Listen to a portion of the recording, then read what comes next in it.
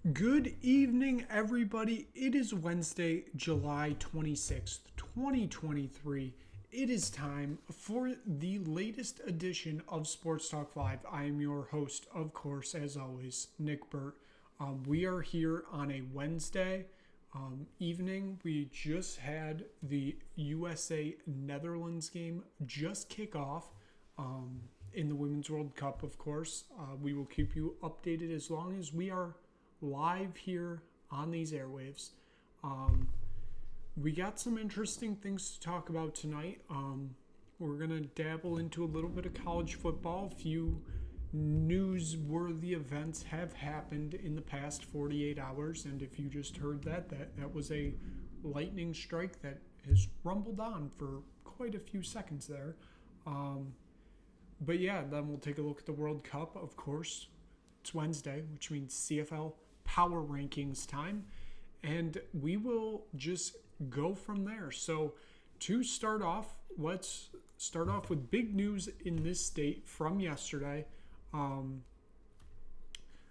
Reports are coming out that the University of Michigan and the NCAA are close to a common agreement that Jim Harbaugh will be suspended for the first 4 games of the 2023 season due to an investigation with recruiting from the NCAA, allegedly dealing with buying a hamburger for a recruit during a dead period during COVID, and then subsequently lying to the NCAA about it, which that's a bigger no-no than buying a hamburger for a recruit during a dead period.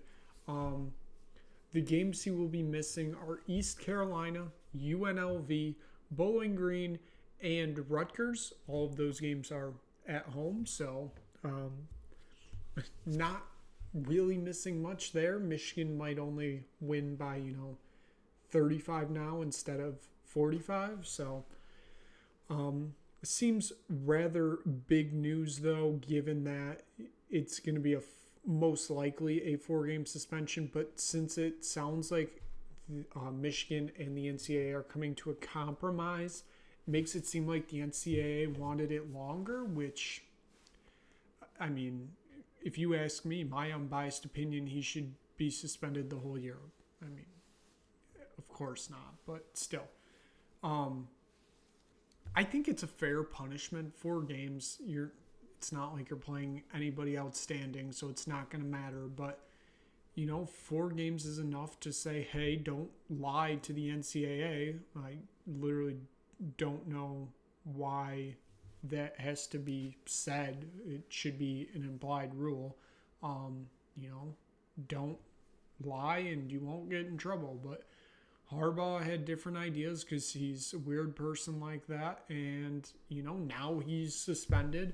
I've always said from the time he came here, he is a cheater, and obviously this is completely proving that he is a cheater, and everything that Michigan football does has been invalidated for the past, 8 years now he's been there? Completely invalid, of course, because he bought a recruit a hamburger during a dead period. It seemed rather significant. The NCAA seems to be putting out harsher penalties. Tennessee was fined $8 million for their recruiting violations. Now Harbaugh is most likely going to be suspended for 4 games. And then this suspension also has staff members taking penalties also, including like Mike McDonald, who's not even with the team anymore. He's working for the Ravens. But he's still taking a penalty, apparently. The NCAA, I think, has done a good job in this situation. They're, I think, being fair here.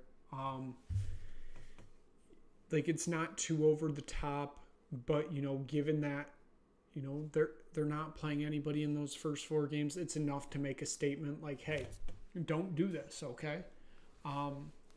Like I said, I think this is pretty decent suspension. It's pretty on brand, I'd say, for the NCAA. So I think it was, in the end, a good decision for them.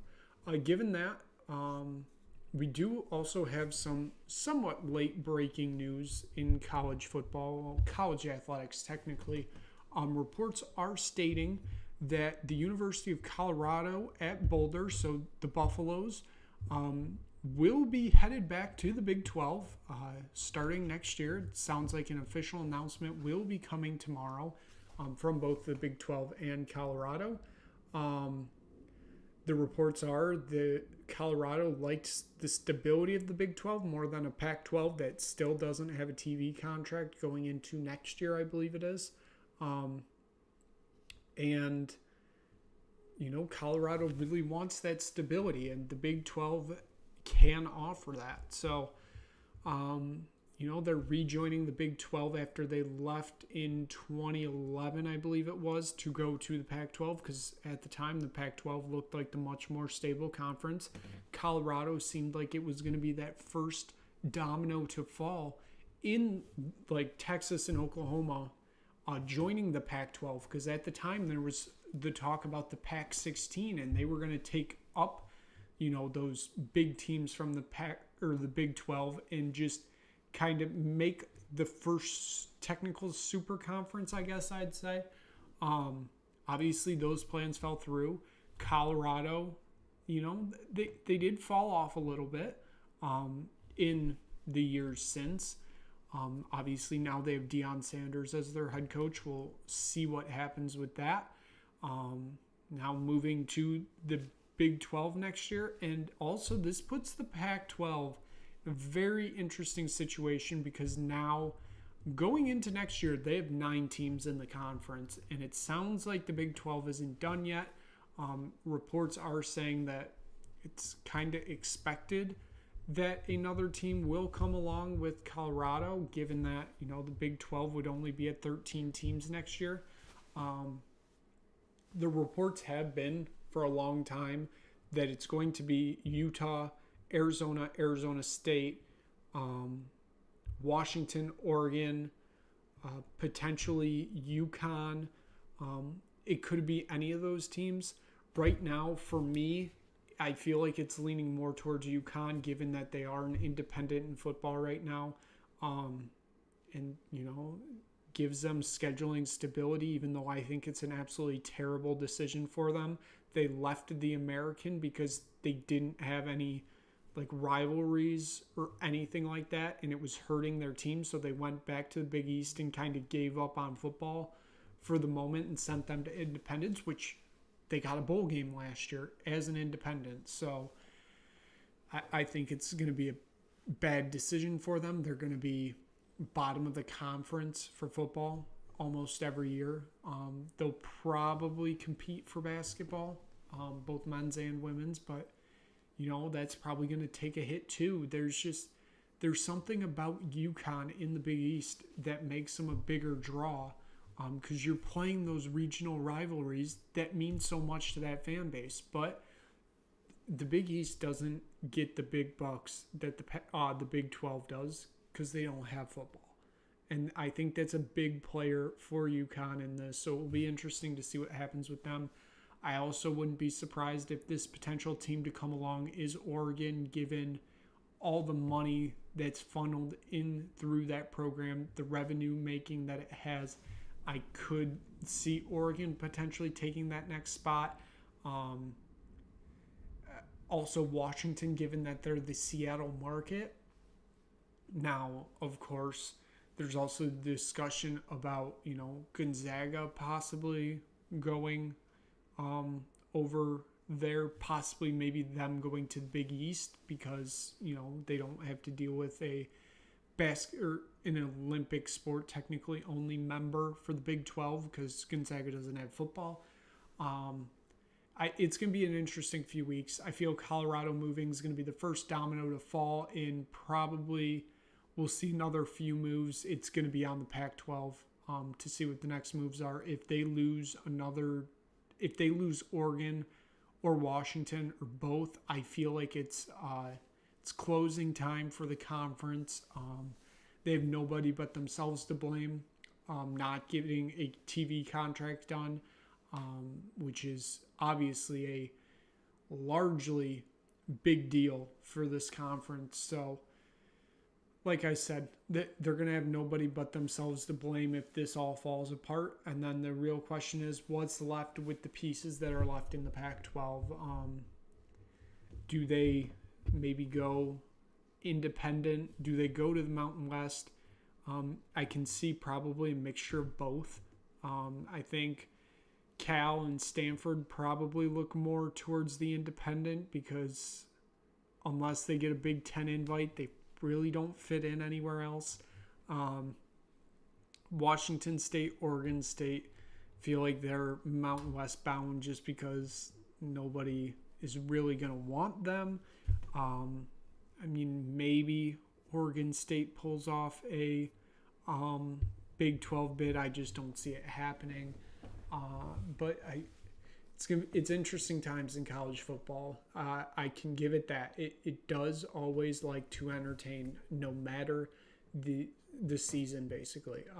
So given that, we will move into it's a weekly segment now. It is Wednesday, which means it is, of course, time CFL Power Rankings. 9 and 8 still haven't changed. It is the Elks and the Tiger Cats just enjoying themselves. The Elks nowhere even close to moving up. Tiger Cats same way. Dropping to 7 this week. I mentioned this was a possibility given what's going on right now. The Saskatchewan Roughriders fall to 7. They don't look there right now.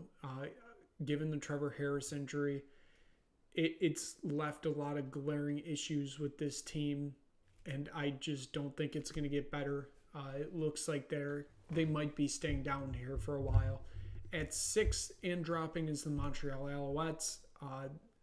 Bye week this week, but they still drop given everything that's happened in front of them. Dropping at 5 is the Calgary Stampeders. They lost in overtime to the team that has moved up to 4. I think I underranked them last week after their win against the Winnipeg Blue Bombers in overtime. The Ottawa Redblacks are at 4. 2 straight overtime wins against 2 good teams in the West. Obviously, Calgary isn't great, but Winnipeg is quite good. I have Ottawa at 4. Winnipeg stays at 3. BC stays at 2. And Toronto stays at 1. None of those teams have really done anything to move their positions. Obviously, we will get to a point later in the season where they're facing off against each other and we'll start to have maneuvering once again. But for now, those 3 are pretty much locked in at 1, 2, and 3. So I wouldn't expect any change there anytime soon unless they start losing, of course. So that is your CFL post week 7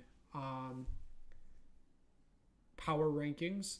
It is now 1/3 of the way through the season, 21 weeks in the regular season. So 7 are gone. So that means we are 1/3 of the way through the CFL season. It's going to be interesting to see how the season continues to develop come, late August, early September, of course, when, other footballs are picking up. Should be quite interesting to see how this season plays out. Now we're going to move on to the pitch. As I mentioned, the USA-Netherlands kicked off as the show started. We are at 0-0. No real opportunity for either team so far. But it does give us a chance to look back at some of the games that, have happened since the last show. So the last 2 teams to face off to start their World Cup campaign was on Monday night at 10 p.m. It was Colombia and South Korea. Colombia come away with a 2-0 win in that one, a big win for them in their hopes of advancing out of the group. They obviously haven't been to the World Cup in, I believe it's 8 years because they last made it in 2015. So that was a good start for Colombia. On that same match day, we saw one of the hosts, New Zealand, fall to the Philippines. I was kind of shocked by that result. I didn't really see the Philippines winning that game, especially after how New Zealand beat Norway. But the Philippines pull off a win there. That group is looking quite interesting. We're getting close to that time for eliminations and teams moving on. So it's going to be interesting to see how that plays out, because the other two teams in that group are Switzerland and Norway. They also played on that match day. That was a 0-0 draw. So Norway currently sit bottom of the group with only 1 point. They will play the Philippines in their final match day. It's going to be a very interesting game to watch there. Norway I had going far, and they just really haven't shown up in this tournament, which is quite a shame. But sometimes just things happen and things fall apart. So then we had the match day today, or technically yesterday, but all the games happened today in the Eastern Standard Time Zone. Japan beat Costa Rica 2-0. They are looking as good as ever. The Netherlands just had a good counterattacking opportunity here. And actually, they just put it in the back of the net. The Netherlands have taken a 1-0 lead against the USA on a shot from just outside the box. This is something. I said I think the Netherlands get through in this group, because I thought that they would get either a win or a draw here, and if they got the draw, they'd win on goal difference. Huge, absolutely huge for the Netherlands here, as they now lead 1-0. Back to recapping, Spain beat Zambia 5-0. That Japan-Spain game, gonna be quite interesting to watch, given that game's going to decide who tops the group. Both of those teams are already through, given that, they've won both their games and the other two teams haven't got a point yet because they haven't faced each other. So the final game, we had Canada come back from behind to beat Ireland 2-1. We had an Olympico goal this morning from Ireland in the 4th minute, which of course is a goal straight off a corner kick. It was just an absolutely stunning goal. Absolutely stunning. If rights weren't a thing and I could just show everything freely, that highlight would 100% be in the show, but things don't work that way. Like I said, an absolutely stunning goal. But Ireland give up an own goal in the 45th minute, which was stoppage time, and then Canada score in the 53rd minute. They get the win in this game, which puts them top of the group right now. Obviously, Australia and Nigeria haven't played yet. They play later today in Australia, early tomorrow, U.S. Eastern Standard Time. And then that gets us to where we are right now, with the Netherlands up 1-0 against the U.S. It's the first time the U.S. is trailing in their last 18 Women's World Cup matches. That just shows how dominant they have been. They're kind of going on the counterattack again here, the Netherlands. Can they get it done and go up 2-0 possibly? They're still going on the counterattack here, and it was intercepted by the U.S. So quite an interesting game to watch here. A lot of storylines to continue watching in this one. And now I think we just might as well stay on the pitch. We'll just discuss a few things going on in Europe right now. Mbappe has officially turned down Al Hilal in their $700 million 1-year contract for him. He has absolutely no interest in going to Saudi Arabia. I'm not surprised. It's like I said, it still seems like the destination is Real Madrid. We will obviously see when that happens. Other news nothing really to take away from Tottenham's friendly today against the Lions City C something. I honestly couldn't, I don't even remember. Their Singapore team, Tottenham, was originally supposed to play AS Roma today. AS Roma then had to cancel their trip because the group running this wasn't paying them or something. I don't know. It was the Lion City Sailors FC. Tottenham win 5-1 after going down 1-0 in the 14th minute.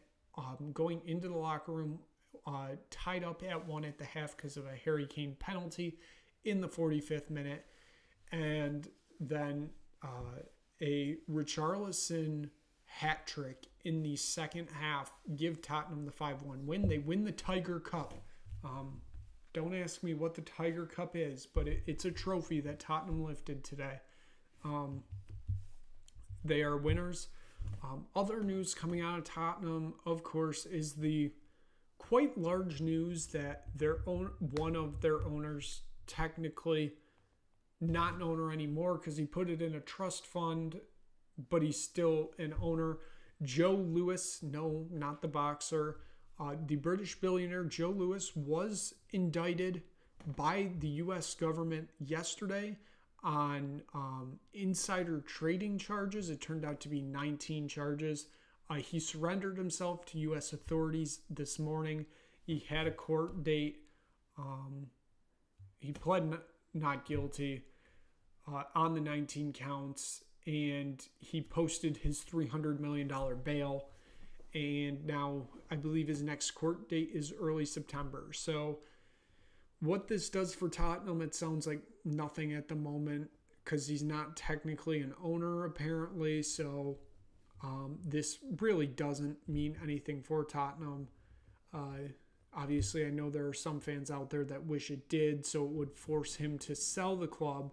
I am still interested to see if all of this ends up, ending up with the club being sold. I doubt it because these people seem like they're going to be here forever. They probably end up not selling. If anything, they'll sell a minority stake. Even then, I have no idea who they'd sell it to.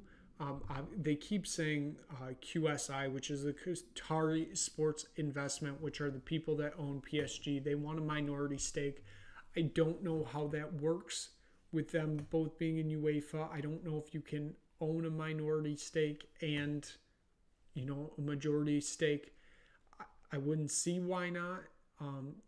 Because you have the City Football Group that own teams all across Europe and the world. So maybe that's possible. I don't know. I don't know if I'd want that, given it's Qatar. There were reports that Liberty Media possibly might buy Tottenham just in full. Liberty Media own the Atlanta Braves and Formula One. So that is, two quite large brand names in sports right now.